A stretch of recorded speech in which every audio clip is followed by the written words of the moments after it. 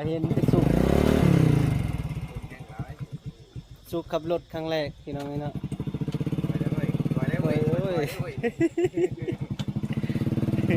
เอ้า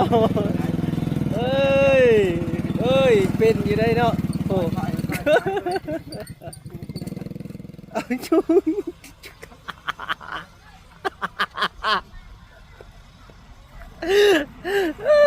เดี๋ยวเฮามาทั่วนี่แหละ ตัวนี้เนาะปึ๊บ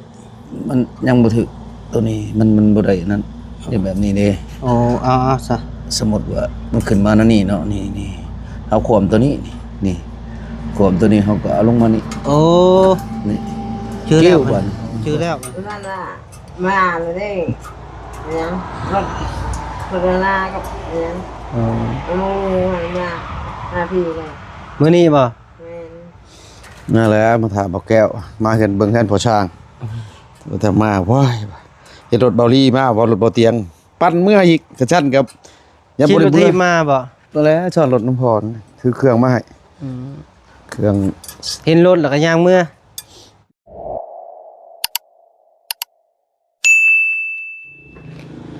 อ้าวพี่น้องไอ้เนาะพอดีเปิดคลิปเปิดภาพก็อยู่ที่บ้านน้องอยู่ที่บ้านพ่อสร้างพี่น้องไอ้เนาะครับทักทายสบายดีและสวัสดีช่วงบรรยากาศ ตอนบ่าย3พี่น้องไอ้เนาะพอดีเบาแก้วก็ขึ้นมาอีกเทื่อนึงพี่น้องไอ้เนาะเพราะว่ามาเบิ่งผู้สร้างเพิ่นว่าสิดำเนินของงานของตัวเองบัดนี้เนาะพี่น้องไอ้เนาะก็เราก็กำลังมัดเหล็กพี่น้องเอ้ยเนาะเอ้ยบ่อยู่บ่เซาเด้เรานี่เนาะพี่น้องไอ้เนาะคือเห็นนํกันแล้วเนาะคนดุอีหลีพี่น้องไอ้เนาะสบายดีเด้อเพราะ ก็สบายดี โดยดำเนินการมัดเหล็กบ่บัดนี้ แม่น มันเล็ก เขาทางหน้านี่นะ โอ้ บางทีชื่อมันย่อมันนักมัน สิ ยากแน่ เจ้าสิเทคานบ่ เทเช้าขึ้นไปใครขึ้นอยู่ที่นี่ เทบนไดอีก แม่นครับ อนุญาตได้พอเอ้ย โดย เอาบนนี้ก็ได้จะหนีบเองอืมเลยกินข้าวแล้วบ่ โอ้ยเพิ่นเนียนมะเขือปั้นถ่านี่แหละมัน โอ้ บ่มีแนวกินมื้อนี้เพิ่นก็บ่ได้เฮ็ดหยังหาหยัง บ่มีแนวกิน ปลา มัดเล็ก เฮ็ดแม่น สิอีหยังเกาะจะสิเฮ็ดหยังต่อก็ ที่ถอกเสาถอกเสา ขอบเสาบ่ ถอกเสา โอ้เขาเสาก็ออกพุ่นบ่ แม่นเสา สิเอาจากเสาพอ 3 3เสา แม่น แม่นเนาะ แม่น ทรงโมเดิร์นเนาะ แม่น จะเอาชุดใหม่นี่เลยบ่ แล้วออกจักหน่อยนะประมาณ4เมตรบ่ เอาออกอีกบ่ เอาออกช่ำห้องหมู่มันนี่แหละคันสิรุดกันจักหน่อยนะเอาออกไปพอได้บอลทางเข้านะแล้วก็พอได้เป็นนอกสันใน โดยคือแบบนั้นเนาะ แม่นโดยแม่น โดยคันว่าเฮาบ่เฮ็ดแบบนั้นเพราะว่ามันบ่งามเนาะ มันพลตกพลยางมันก็ แม่น เข้าไป มัน มันก็บ่เป็นตาเบิ่งแล้ว โดยมันสิพระเนาะพี่น้องเอ้ยเนาะ โดย พอดีเราก็สิเกาะออกคือทรงเฮือนเขาเจ้าเนาะพี่น้องเอ้ยเนาะพอดีเราสิเกาะอีกเราสิเอาเสา3เสาอีกพี่น้อยเนาะพอดีแหละพอดีบอกแก้วก็สิมาเล็กสิมามัดเหล็กซอยลาวเลยพี่น้อยเนาะ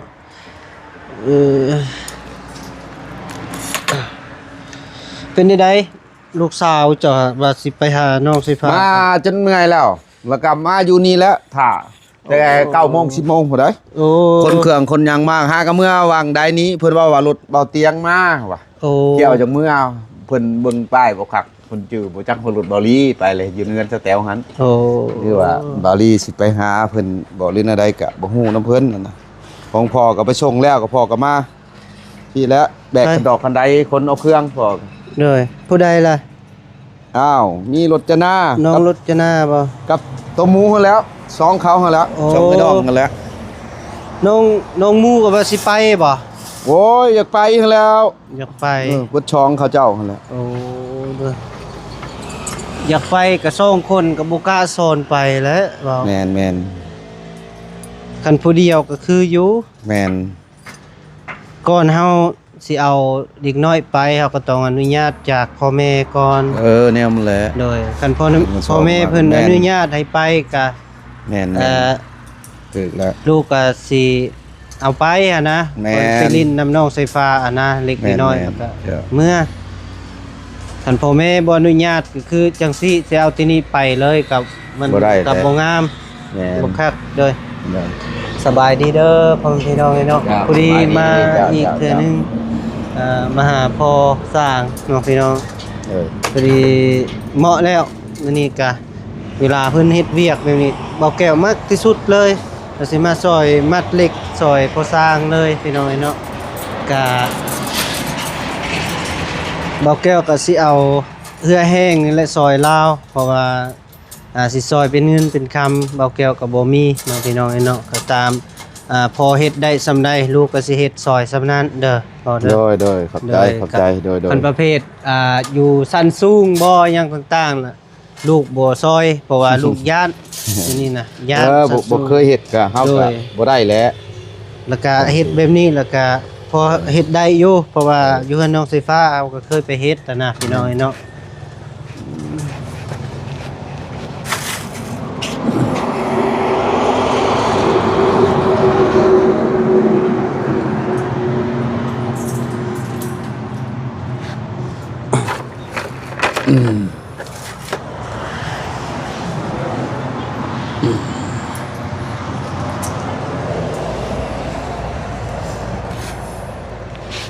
ลมเดือน4เดือน5ลมบ่อย บ่แม่นพายุสิมาบ่พอ ๆจังหวะ ยานเด้อ โด ยานนี่คืออยู่เนาะอยู่เวียงจันทน์เป็นตะยานเอง แม่น มัดเลยบ่นี่มัดทั้งลุมเลยเนาะ บ่ยังเลาะมาพี่ก่อนเจ้ามัดเลาะมานำกันครับ เลาะไปพุ่นบ่ เด้อ เด้อ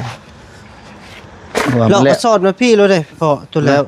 บ่มันบ่ได้ฉากบ่ปะก่อนเอาตัวนี้แล้วก่อนชุดก่อนมีแต่ขอยย้ายให้แล้วก็มัดไปตามก่อนเด้อ โดยโดย เพิ่น ได้บ่ได้ งานเช้าบ่คืองานคาน โอ้ เป็นงานคาน เอ้ย ไทยนี่ มาบาทนี่พี่น้องไอ้เนาะมันเล็กมัดเล็กซอยพอก็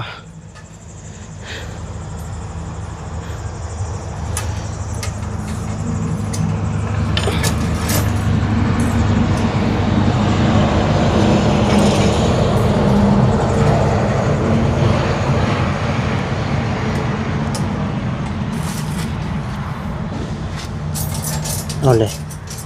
จักลงได้พอเอาดนเบิ่งก่อน นี่เอาขึ้นอันนี้ได้นี่ ใส่ก่อน นี่เอาขึ้นอันนี้ก็ขวบมานี่ โอ้ เดี๋ยวก็เฮามาทั่วนี่แหละ ตัวนี้เนาะปึ๊บ มันยังบ่ถึกตัวนี้มันบ่ได้นั่นเดี๋ยวแบบนี้เด้ โอ้เอาซะ สมมุติว่ามันขึ้นมานั่นนี่เนาะนี่เอาขวมตัวนี้นี่ขวมตัวนี้เฮาก็เอาลงมานี่ โอ้ นี่ ชื่อแล้ว เกี่ยวก่อน ชื่อแล้วโอเค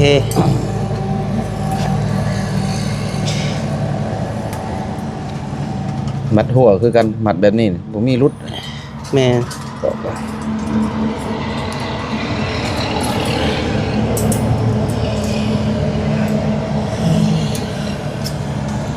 ก็หลายแบบหลายโหมดมัดผู้บางคนก็กิ้วเข้าไปเลย เลยเฮ็ดได้แล้วงานเจ้านี่กะสิไปงานบาวลีบ่ วันนี้นั่นแหละเป็นก็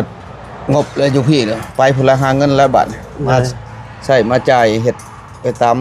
ซ้ำเฮามีนี่แหละมันบ่มีงบมีหยังหาเงินก่อนเท่าใดพุ่นละจะปีใดละคอยเพ็ดไปนี่แหละมันบ่มีเด้ เลย อันนี้ก็ยังตกพญาพิษแล้ว เอาเงินข้าวไปดาวโพดล่ะเอาเงินมาใช้เพื่อตัวเองล่ะนอนก็บ่อยากรับแล้วแม่นอยู่ดอกใดอีกอะยันผู้มีบนชนบนเพิ่งนี่ก็เฮ็ดไปแล้วก็คิดแล้วบาทนี่หาเงินใช้หมู่ผู้แฮง เลย เฮ็ดอะไรมันเป็นแหละ เลยค่อยเฮ็ดค่อยไปพอเอ้ย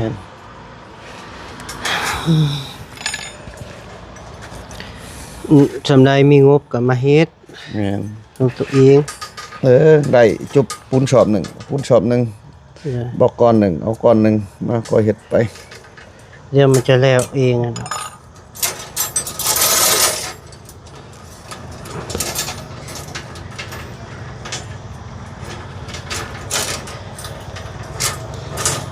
เจ้ายังว่ามีสำนี้ลูกยังบ่ทันตั้งฮอดเซา ยังบ่เห็นฮอดหอยนะ แย่แล้ว นี่ได้เป็น เจ้าตั้งห้านขายเครื่องโอเคละ ขายเครื่องกับทุนไม่เท่าใดบ่แม่นทุนข่อย โดย ทุนไม่เท่าใดเมียว่าอยากได้ ผม เฮ็ดได้ ผมเพียงเคียงหน้ากันกะพอได้อยู่ดอกขายเครื่องก็ดิบ่ได้เก็บได้เล่มกิน บ่ลูก เด บ่ได้พร้อมปานใดเพราะว่าเพื่อนยังบ่ได้หั้นนะ ไปเฮ็ดทานก่อน ปกติต้องได้ปลูกเฮือนตัวเองก่อน แม่นย่อเฮือนก่อนเนาะ นะย่อเฮือนแล้วก็มีหานบัดนี้โอเค มันสบายใจ นะลงทุนใส่ห้านก่อนได้เงินเก็บไปเทือนบาท โดยเก็บเล็กๆน้อยๆนี่แหละก็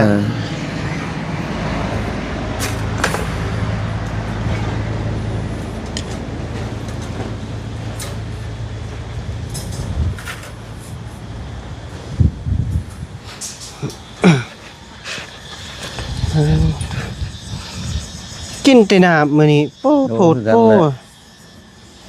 ยังจะหน่อยอยากจะหน่อยอยาก กินน้ำเย็นแห้งก็ตัก ให้แม่สุกไปซื้ออันน้ำก้อนเป็นยังไงกินน้ำเย็นจะหน่อยเรากินข้าวบ่ จักเพิ่นเฮ็ดหยังกินข้าวล้างถ้วยล้างบ่วง เหล้าต้องบ่อยู่ซื้อ สูบน้ำแต่แดดสูบให้พี่ช้าง สูบไปอาบเราอะโอ้ยแดดนอนคือบ่สูบ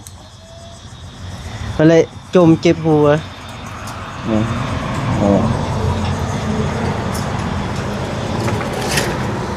ดูเลยก็อยู่ดินช่วยๆนี่น่ะสิเอาขึ้นมาใส่มาเต็มนี่หัวหลัก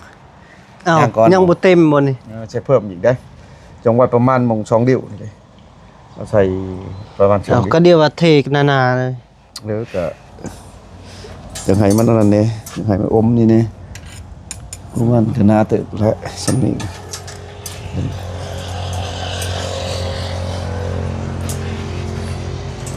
เทหน้าๆแล้วนะเพราะมันจึงครับ เดี๋ยวเบิ่งอินชายเฮานี่แหละมันสิได้ทำได้ครับก่อน ห้องไรจักซอบนี่ โยกมันนามันก็สิสอบแล้ว สี่สอบเนาะห้องสี่สอบคือดิ12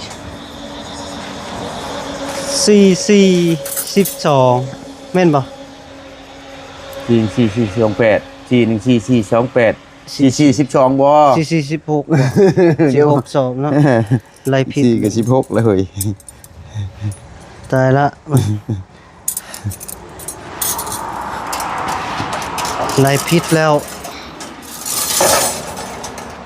จำบ่บี้เฮ็ดแล้วบ่เบิ่งคิดว่ามันสิหอมบ่ เฮ็ดเฮือนโยแทกเอาชุดรถพอว่าโยหัวแล้วครับแต่พอออกโปลังให้มันก็โอเคแล้วนั่นก็เพิ่มชุดใหม่ในห้วยมันก็คำสิคนใช้แล้ว โดย ใช่อยู่มีผู้ใหญ่เพิ่นยังช่วยจนแล้ว แม่ กันว่ายกตัวอย่างคือว่างบ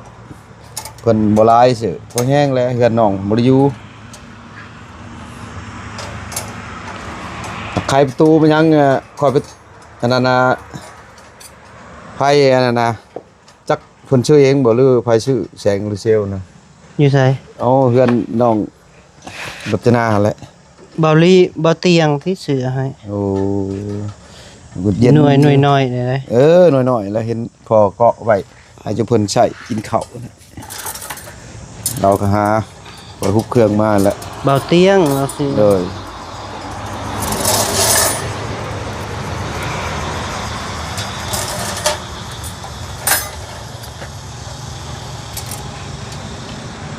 อ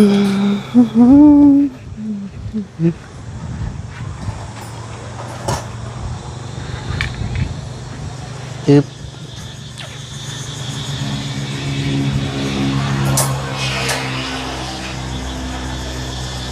ไปเฮ็ดโรงเรียนอยู่ปะไหลพากันมัดอันนี้แหละคานอยู่กับแม่ชุกโอ้เป็นได้แล้วก็ดี แม่เอ้ย จักแลยังเด้ แม่คนงามมาพี่ เฮ็ดหยังอยู่เด้ เห็นยังกบๆอยู่หั่น ล้างถ้วยล้างบ่วงบ่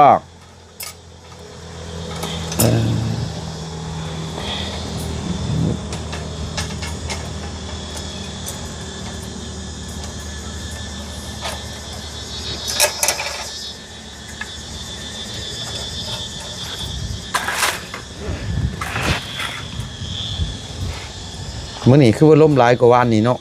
แม่ ใครแน่ คือฝนอยากตกเนาะฝนสิตกไอ้นี่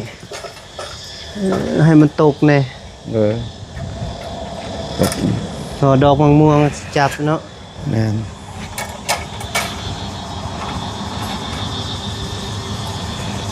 ให้ฝนตกอีต้นสัตว์สาว่าสิง ว่ามาสวัสดีเพิ่นดีกว่าเฮ้ยกับหาซื้อน้ำแข็งนี่บ่เอาน้ำใส่กระติกมา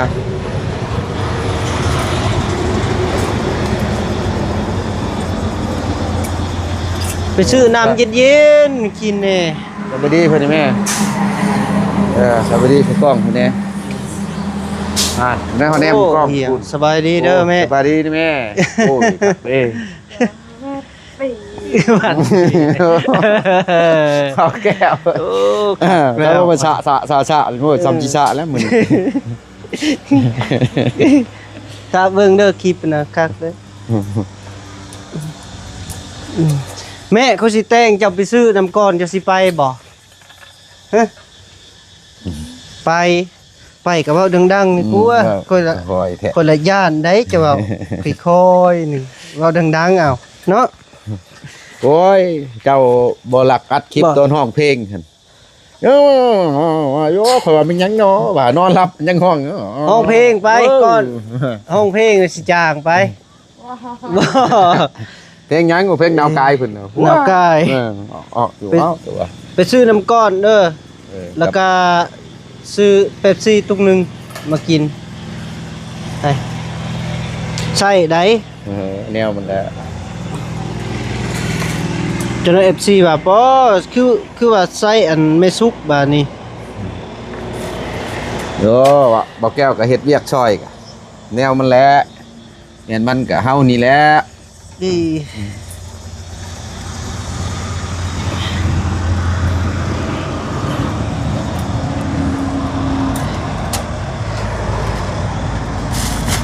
ยึบ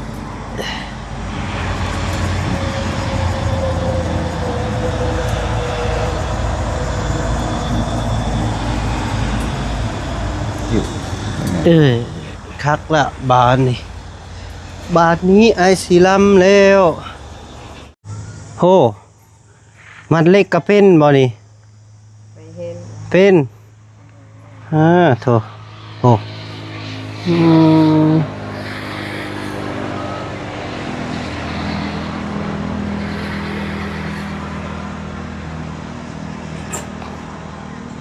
นี่ โอ้เป็นนี่ลิเนาะเจ้ามัดตลอดบ่แม่ โดย อืมเมียสางต้องเป็นเนาะคันบ่เป็นบ่แม่นเมียสางได้โอ้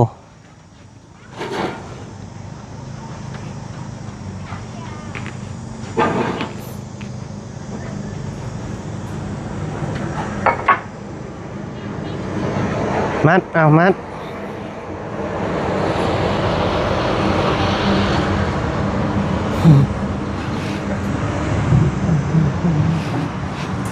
เอาน้ำก้อนโหยใส่นี่เป็นยัง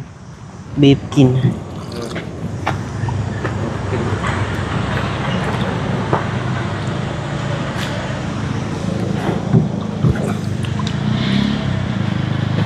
เฮ้ย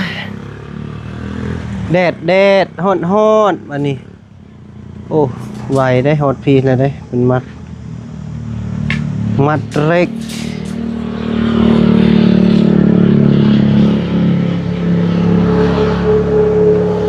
บ่พอมัดเล็กคือว่ามัดเล็กบัดอันผูกงัวเป็นว่าผูกนี่ได้ว่าซับ มักงวดคือกันภาษาคนผูกงัว แม่นไปปล่อยฉันแปลว่ามัดนี่คือว่ามัดแล้วเลยแล้ว อืม มัดงวดน่ะปล่อยบ่ได้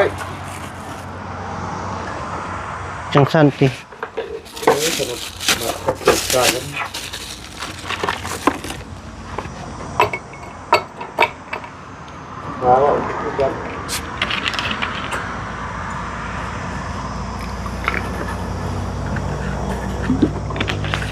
มัดไก่เมียก็บ่ได้บ่ ได้ก็ไม่มัดไก่เมียนี่กูพ่อเอ้ยนี่มามัดไก่เมียนี่นะพอมีกำลังใจได้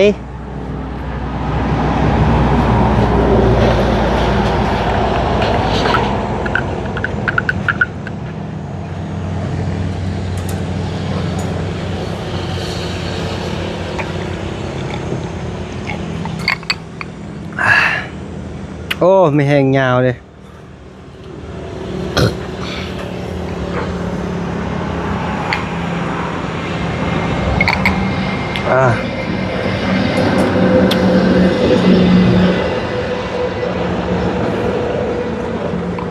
ไม่แห้งยาวเลยพอเอ้ยเอาบ่เจ้ากะ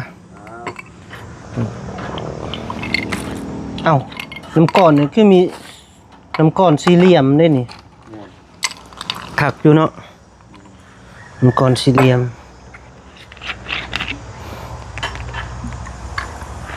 เขามาขายนะคนทำงานที่มังเราเห็ดน้ำน้ำปั่นน้ำหลอกขายหลอกน้ำ10,000ว่านี่ 10,000บ่เฮ้ยครับ 30เอาพอจ้าว่าขับใจเลย จะละลาย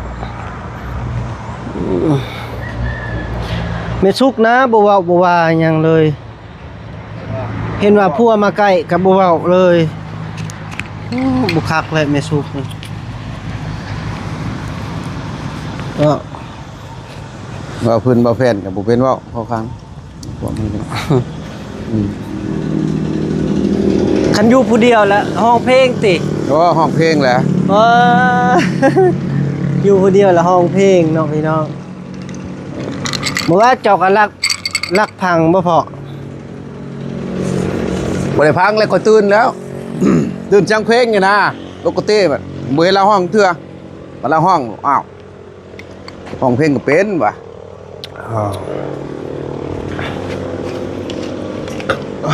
น้ำก้อนมาแต่ใช้ได้เป็นเหลี่ยมเนาะคักอีหลีได้น้ำก้อนนั่นหากก็เห็นน้ำก้อนสี่เหลี่ยม ของเวียดบ่ ฮะเจ้าคือของเวียด ก็สร้างน้ำเวียด เจ้าสั่งน้ำเวียด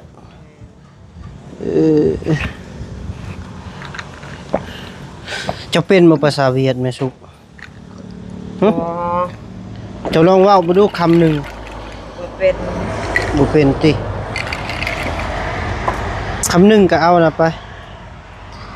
คำหนึงก็เท่า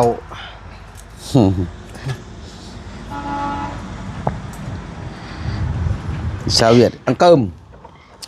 มก็ยี่กินข้าวกับยัง โลกเนาะ มือตึบ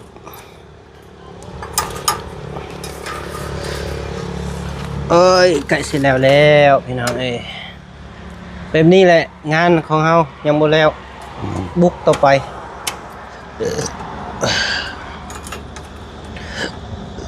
เบาลีบ่แวเนาะ ยันว่าเป็นกามาบ่ เราพาไปพุ่นสิแม่นไปบ้านน้องน้อยวิจัก แน่น น้องของอีกแล้ว โอ้ไปบ้านน้องอูน้องอีเนาะดนน่ะบ่ได้ไปเพิ่นก็ดนแล้วได้บ่ได้ไปเลยนับแต่ไปมื้อนั้นเห็น ไม่จิกไม่ห้างปงเบิดแต่ก็คือสิเย็นอยู่ดอก ฮักน้องๆบ่มักอาบน้ำเป็นหยังวะ จังว่า ฮอดบ่ฮอด ฮ้อนบ่ฮ้อนก็บ่อาบนะ ว้ายพอช่างบางเทื่อก็ได้ชูดคือกันเด้ ฮ้อนสิเป็นแนวอื่น บางเทื่อเมื่อยตอนแรกมาก็ลืมทุกม้วนใด แม่น ลืม หักม่วนใดแบบเขาบ่ดื้อนะน้องๆเขาก็ เขารู้จักความ รู้จักความคักอยู่ มีหยังกินก็กินไปเบดนะซื้อมาให้ก็กินบ่ซื้อก็บ่เป็นหยังแต่ว่าข้อยก็ซื้ออยู่เลยแนวว่านี่ไปให้คักใส่ง่ายบ่มีซ้อบ่มีหยังอีกต่อคักอยู่แต่ปัญหาบ่อาบน้ำนี่แหละ บอกก็ตอนบอกเลยคืออยู่โดยได้วิดไปแล้วก็แล้ว เสื้ออันนั้นเด้ น้องนั่งกันเบาเตียงเอาให้เดี๋ยวเชื่ออันขาวเลย จนมันกลายขาว น้องอา น้องอาน้องอู น้องอาน้องอูน้องอี วันนั้นไปเข้าวันนั้นไปเข้ากระเป๋าเบิดชุดไหนกระเป๋าลุงเรืองไหนเอ้ามันยังละงงเนาะ คิดว่าเพิ่นเอาหมอนเอายังเข้าไปในกระเป๋าตัวเองไปดึงเบิ่งนักช่วยหมดว่าแล้วก็ออกมาแต่กระเป๋าผู้ผิดอยู่ไหนพอกระถือกระเป๋าไปนำผู้นี้พากระเป๋าลม ผู้คอยห้องนะอินเดียเด้คอยเอิ้นอิน แม่ เดี น ย เบิ่งคือข้างแน่อันแม่เฒ่าแล้วเนี่ยก็คือคักคือแน่นี่เนาะแม่น่ะก็ดี แม่นะไม่เท่าก็คือคนแอฟริกาใต้ แม่นบัดไปสาวซุกไปเข้าอย่างแห้งเข้ากันคักบาดนี้ แห้งแค่ ปู้นี่ว่ามันจะเข้าคักอะไรวะ น้องใส่ภาคอะเริ่มอยากอาบน้ำแล้วเดี๋ยวนี้ก็ โอ้ อุ้ย โทษ ตอน แล้ว เว้าเนี่ยโดยส่งอันเดียวแหละซุปส่งมาพี่ส่งอะไรยังคือเก่าไปเลยปอจนเมือก เนี่ยแม่นตัวหนึงบ่ส่งลูกส่งกระสันบ่แม่นบ่นี่บ่ได้เพิ่นมาจักมือใดอีกแล้วนงแล้วก็ทิมด้วยแล้วไอ้พระสิว่าน้องเพิ่น เป็นยังไปลิ้นบุญไหน วันมหาโศกไปบ่ไปเยี่ยมมื้อนี้ ไม่มีเวลาไปยันว่าอันนั้นไปก็ไป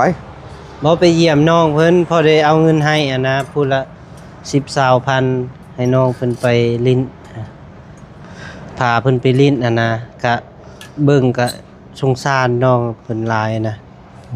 เบิ่ง พอได้เอาเงินให้อะนะเพราะแล้วเฮาก็เมื่อส่งเฮาก็มา ไปก็โยจังหวะนั้นคนวัดมหาโชคมันก็สิมีตัว มีอะแหละ ย่านแม่เจ้านี่แล้วไปเพิ่นจักไปนำ เอ้าแม่ไปก็เป็นหยัง ย่านบ่มีผู้อยู่เพื่อน ต่างไปเยี่ยมเลย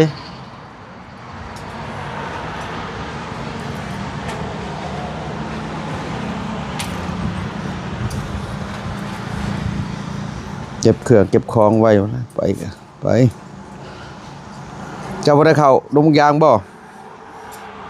ฮะบ่มื้ออื่นมันสิเข้ามื้ออื่นนี่สิเอาน้องๆไปลิ้น เอาเพื่อนไม่กลัว รถก็อยู่นั่นแหละ แม่สุกสิไปบ่ ไป ไป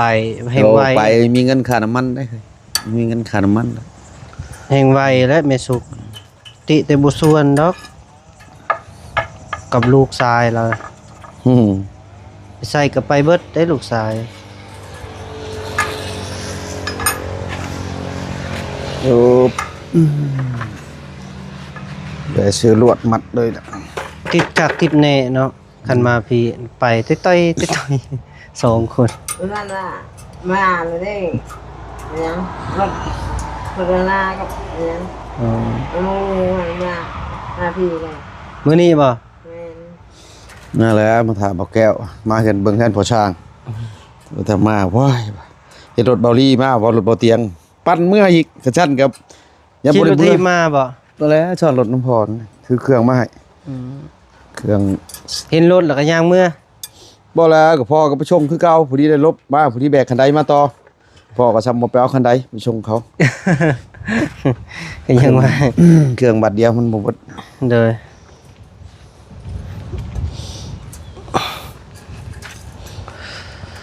เฮ้ยค่อยเฮ็ดค่อยไปพอเอ่ยเดียวก็ สาววันนี้นะ กะว่าเจ้าสิตั้งเซานี่ก่อนบ่แล้วจังสิไปเฮือนน้องอูน้องอีบ่ บ่ตัวนี้มื้อเช้ามาแล้วเฮาเอาเครื่องไว้เฮาก็ตั้งเล็กเฮาเทแล้วเฮาก็ไปเทไว้หั่นนะสมมุติเฮามา มัน เฮา สิ ก็ บ่ เข้าไป หักบ่ บ่เป็นหยังดอกถือว่า ยันมันโยด บ่เป็นหยังเนาะเพราะว่าเฮากลับมาเข้าแบบเขาหยังแล้วเฮาถอกเสาตัวนี้ปะไว้พอดีเผื่อมันแข็งกลับมาพอดีเฮาแล้วตัวนั้นมาขึ้นค้างนะหมายความว่าเฮาเที่ยวเอามื้อเช้าเฮาก็ถอกมื้อละต้นเอา เลย เอาเข้าแบบไว้แล้วก็คือว่ามีแตะกอยปูนประมาณมง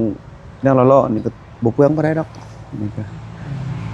เครื่องสอบก็บ่เบิดซ้ำ มื้ออื่นนี่บ่สิตัง แม่นมื้ออื่นมื้อนี้เป็นวันศุกร์มื้ออื่นวันเสาร์วันอาทิตย์ ครบอยู่บ่เหล็กนี่ฮะ ครบเลย ต้น 3ต้นคือสิครบอยู่ตัดแหนะใช่